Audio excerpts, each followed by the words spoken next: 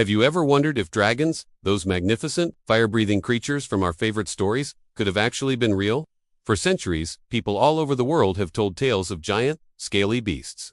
From the noble dragons of Asia that bring rain and good fortune, to the treasure-hoarding monsters of European folklore, these legends are everywhere. But are they just legends, or is there something more to them?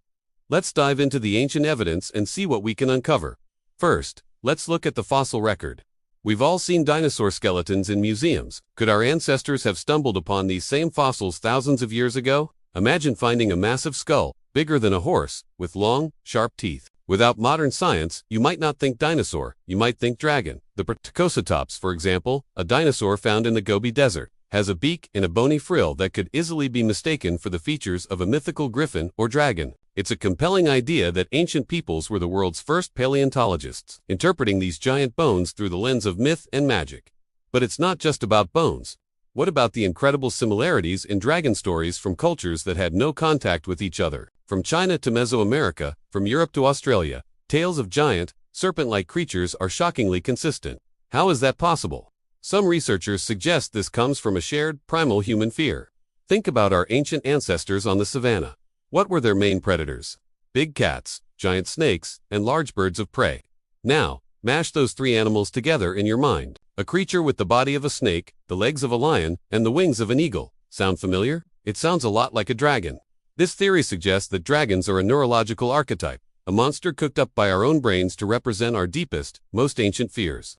Let's also consider some real-life animals that could have fueled these stories. The Komodo dragon, a massive lizard from Indonesia, has a venomous bite that can be fatal. The Nile crocodile in Africa is a powerful, armored predator that has terrified humans for millennia. And what about fire breathing?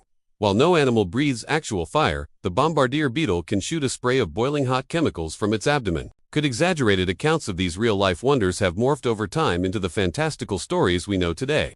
An ancient traveler sees a huge crocodile lunge from a river, its jaws snapping, and the story he tells back home gets bigger and bigger with each retelling until it becomes a tale of a monstrous dragon.